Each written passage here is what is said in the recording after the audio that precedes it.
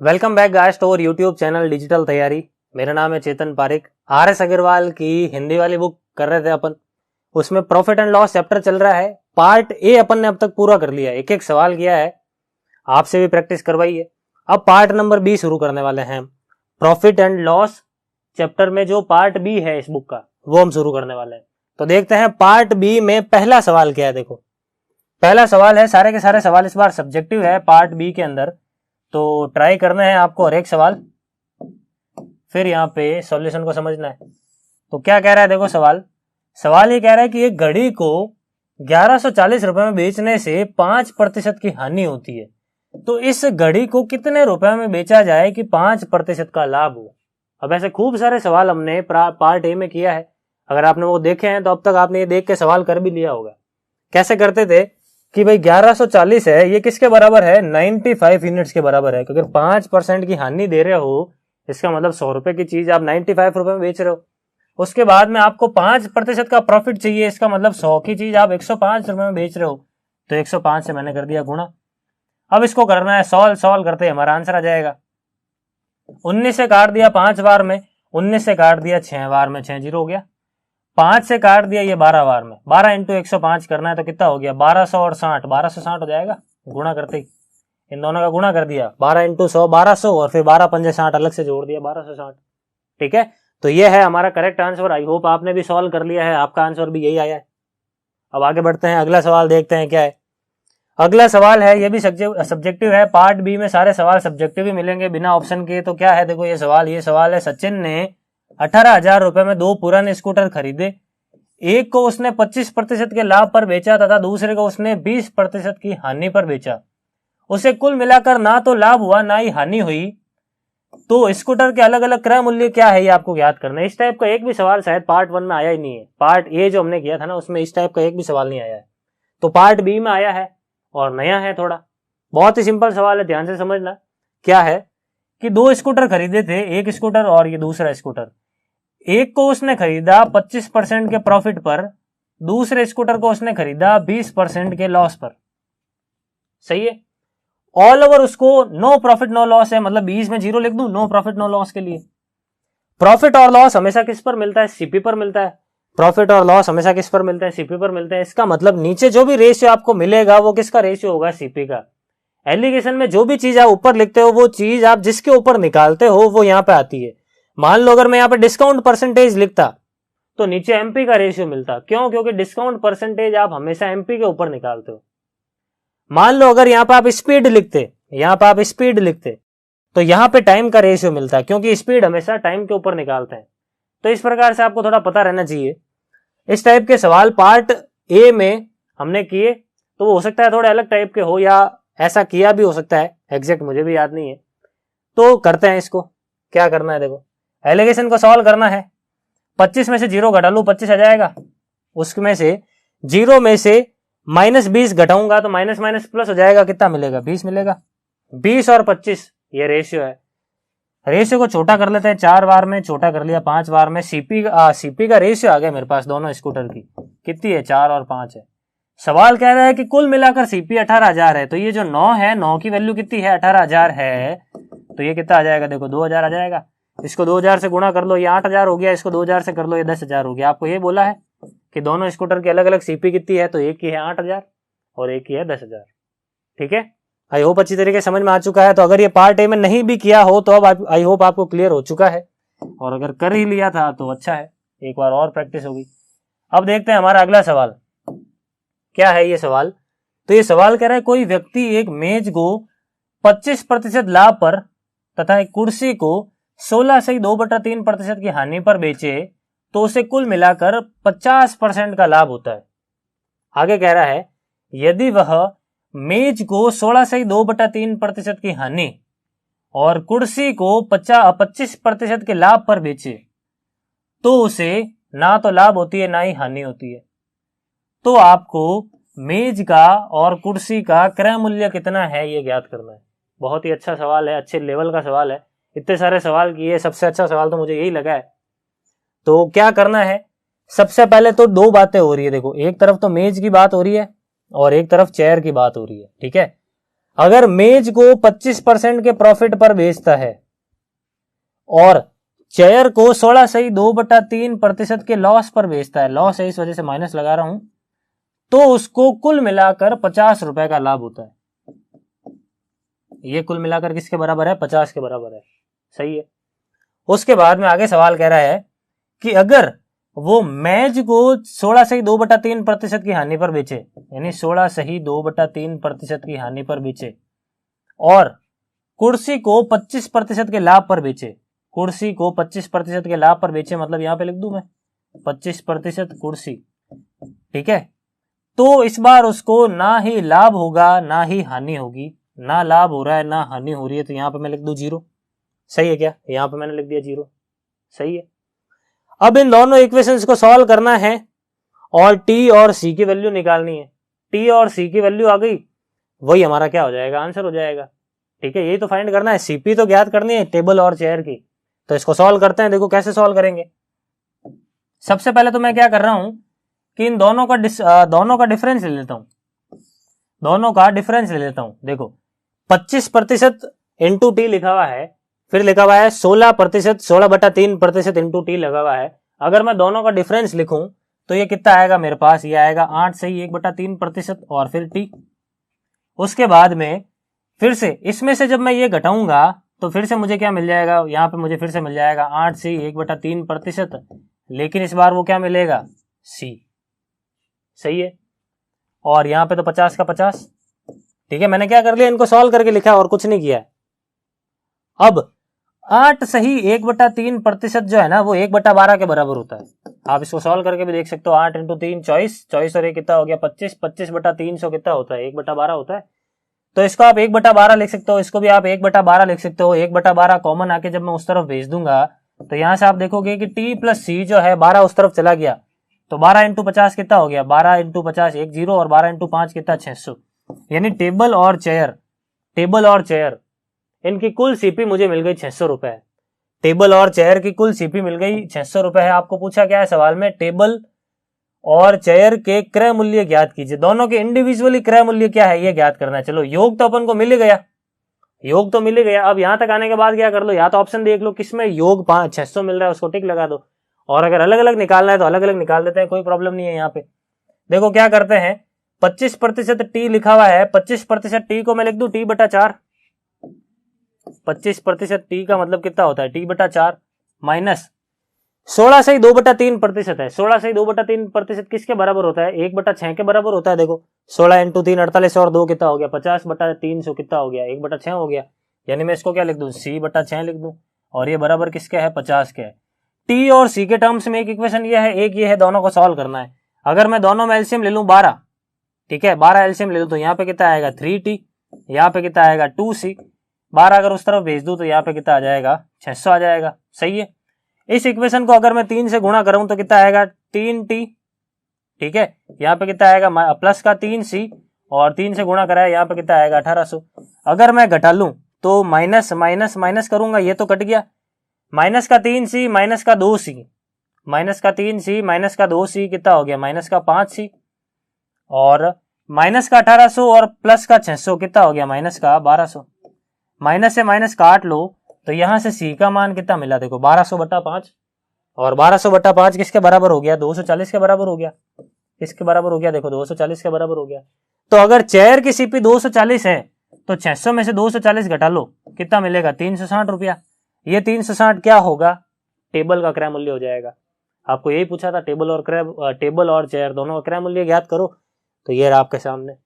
ठीक है, I hope अच्छी तरीके से सवाल समझ में आ चुका है। आगे बढ़ते हैं। अगला सवाल क्या है? अगला सवाल है हमारे पास कि एक घड़ी को 280 रुपए में बेचने पर एक दुकानदार को क्रय मूल्य का 1/3 लाभ के रूप में प्राप्त होता है। तो घड़ी का क्रय मूल्य व लाभ प्रतिशत कितना है ये ज्ञात करो। देखो लाभ कितना हुआ? तो ये लाभ हुआ क्रय मूल्य का 1/3। क्रय मूल्य का 1/3। मान लिया क्रय मूल्य 3 यूनिट्स है, तो 3 का 1/3 कितना होता है? 1 होता है, तो 1 यूनिट का प्रॉफिट होगा। तो 3 के ऊपर अगर 1 का प्रॉफिट हो रहा है, इसका मतलब एसपी कितनी? 4 यूनिट्स। एसपी कितनी? 4 यूनिट्स। सवाल में दिया हुआ है कि एक्चुअल एसपी कितनी है? 280 है। तो 4 यूनिट्स की वैल्यू अगर 280 है तो 3 यूनिट्स की वैल्यू कितनी होगी? देखो यहाँ पे 70 गुणा किया तो इसको भी 70 गुणा कर ले, कितना आएगा? देखो 210 आ जाएगा। तो यहां से आपको सीपी मिल गई, पहला आंसर मिल गया सीपी। आगे बोल रहा है लाभ प्रतिशत भी ज्ञात करो। तो अगर 3 की चीज 4 में बेच रहे हो, मतलब 1 यूनिट का प्रॉफिट हो रहा है आपको 3 के ऊपर, और 1/3 अगर प्रतिशत में बदलते हो तो कितना होता है? ये 33 सही 1/3 प्रतिशत होता है। तो ये आपका लाभ प्रतिशत भी मिल गया। आई बात समझ में? आई होप अच्छी तरीके से समझ में आ चुका है और आप अपने हाथों से भी सवालों को जरूर ट्राई कर रहे हैं।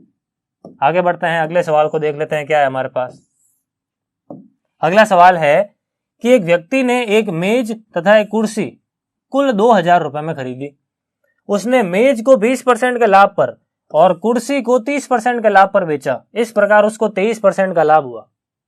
तो क्रय मूल्य कितना है मेज का, ये आपको ज्ञात करना है। देखो टेबल और चेयर दो जगहों की बातें हो रही है। टेबल को उसने किस पर बेचा? तो उसने टेबल को 20% के प्रॉफिट पर बेचा। कुर्सी को उसने किस पर बेचा? तो कुर्सी ने उसको 30% के प्रॉफिट पर बेचा। 20% 30%, ऑल ओवर उसको क्या हुआ? 23% का प्रॉफिट हुआ। तो ऑल ओवर 23% का प्रॉफिट मैंने यहां पे लिख दिया। 23 में से 20 जाएगा तो कितना आएगा? 3। 30 में से 23 जाएगा तो कितना आएगा? 7। 7:3 मेरे पास टेबल और चेयर का सीपी का रेशियो आ गया। कुल सीपी कितनी है? 2000 है। तो इंडिविजुअल सीपी कितनी होगी ये ज्ञात करनी है। कुल मिलाकर ये कितना बता रहा है? देखो 10 हो गया। 7 और 3 10। सवाल कह रहा है 10 की वैल्यू एक्चुअल में 2000 है। तो 10 से 2000 कैसे आया? 200 से गुणा करने पर। तो इसको कर लो 200 से गुणा, ये कितना हो जाएगा? 1400। और इसको भी कर लो 200 से गुणा, ये कितना हो जाएगा? 600। आपको मेज का पूछा है यानी टेबल का पूछा है, तो 1400 रुपए हमारा फाइनल आंसर हो जाएगा। ठीक है, आगे बढ़ते हैं। देखो अगला सवाल क्या है हमारे पास। अगला सवाल है कि एक साइकिल 3% लाभ पर बेची गई। यदि 68 रुपए अधिक में बेचा जाता तो इस पर 8% का लाभ होता। तो साइकिल का क्रय मूल्य कितना है ये आपको ज्ञात करना है। पहले कितने लाभ पर बेच रहे थे? 3% के लाभ पर। अब लाभ प्रतिशत कितना हो गया? 8% हो गया। क्यों हो गया ये इतना? 5% की ये जो वृद्धि है ये क्यों हो गई? क्योंकि आपने उसकी एसपी को भी 68 रुपया बढ़ा दिया। उसकी जो एसपी है ना उसको भी आपने कितना बढ़ा दिया? 68 रुपया बढ़ा दिया। तो 5% अगर 68 रुपए के बराबर है तो 100% किसके बराबर होगा? आपने इसको 20 से गुणा किया तो मैं इसको 20 से गुणा कर लूं, सही है क्या? 1%, 1 यूनिट की वैल्यू 20 आ रही है तो उसको कर लो 20 से गुणा। तो 68 × 20 करना है मुझे, कुछ नहीं। यहाँ पे हो गया 0 और 70 कितना होता है? 70 140 में से 4 घटा लो, ये आ गया 1307। ठीक है, आगे बढ़ते हैं। अगला सवाल अपने हाथों से पहले ट्राई करोगे फिर यहाँ पे सॉल्यूशन को समझोगे क्या है सवाल में। तो ये कह रहा है सवाल कि एक व्यक्ति किसी वस्तु को 15% लाभ पर बेचता है। यदि वह उसे 15% कम में खरीदता तथा 10.40 रुपए कम में बेचता तो उसको 20% का लाभ होता। तो वस्तु का क्रय मूल्य कितना है ये ज्ञात करना है। देखो सबसे पहले तो सीपी और एसपी की बात करते हैं। सवाल क्या कह रहा है? 15% का प्रॉफिट हो रहा है। 15% का मतलब कितना? 3/20, यानी 20 की चीज कितने में बेची गई है? 23 रुपए में बेची गई है। 20 के ऊपर 3 का प्रॉफिट हो रहा है। ये सारा की सारी ओल्ड सीपी है, ये ओल्ड एसपी है। ठीक है, ओल्ड सीपी और ओल्ड एसपी है। सवाल कह रहा है कि अगर 15% कम में खरीदा गया होता, आपने जितने में भी खरीदा है अगर आप उससे 15% कम में खरीद लेते, मतलब अब नई सीपी आने वाली है आपके पास, न्यू सीपी, वो क्या है? 15% कम है इसका। तो 15% फिर से कितना होता है? 3/20 होता है। इसका मतलब अगर ये 20 है तो इसको 3 कम कर लो, कितना हो जाएगा? 17। ये मेरे पास नई वाली सीपी भी आ गई। आगे कह रहा है कि तथा इसको 10.40 रुपए कम में बेचा जाता। इस बार आप एसपी को भी चेंज कर रहे हो, नई एसपी मिलने वाली है आपको। तो नई एसपी कैसे मिली? जब आपने 10.40 रुपया कम किया। अब आपको ध्यान रखना है कि आप यहाँ पे 10.40 रुपया कम करके डायरेक्ट यहाँ पे नहीं लिख सकते, क्योंकि ये सारा का सारा रेशियो है और ये जो 10.40 है वो रुपीज है। तो अपन रेशियो के अंदर रुपीज को इंसर्ट नहीं कर सकते जबरदस्ती। तो इसको एक बार के लिए रहने दे रहा हूं मैं, इसको एक बार रखते हैं, आगे बढ़ते हैं, इसको बाद में इंट्रोड्यूस करेंगे। आगे कह रहा है कि ऐसा करने पर 20% का लाभ होता है। 20% का लाभ होता है, इसका मतलब 5 की चीज 6 में जा रही है। 5 की चीज 6 में जा रही है तो ये 5 कौन सा वाला है? ये 5 है नई वाली एसपी, नई वाली सीपी है अब। ठीक है, और 6 में जब आप बेच रहे हो ना तो वो अब नई वाली एसपी है, अब सारा नई सीपी एसपी पे होगा सारा काम।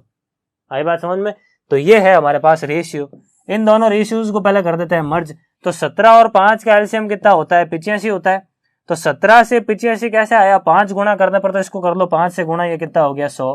उसके बाद 17 से 85 फिर से 5 गुना करने पर आया तो इसको भी कर लो 5 से गुना, ये कितना हो जाएगा 115।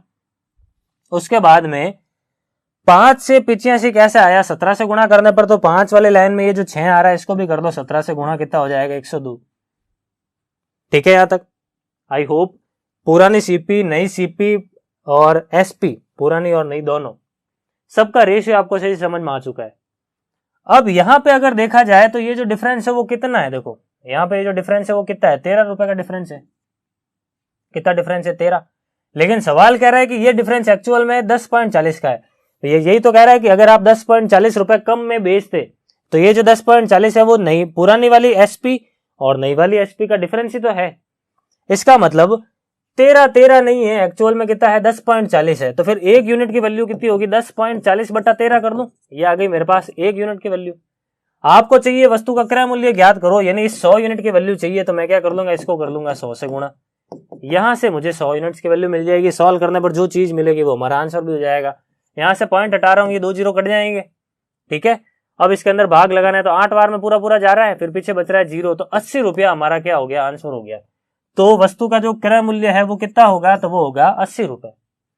क्लियर, आगे बढ़ते हैं, अगला सवाल देखते हैं क्या है। अगला सवाल हमारे पास है, देखो बिल्कुल सेम टाइप का सवाल है, एग्जैक्ट सेम सवाल है, बस डेटा चेंज कर रखा है बिल्कुल। तो पहले आप खुद एक बार ट्राई करो पॉज करके, फिर अपना आंसर यहां से मैच करो।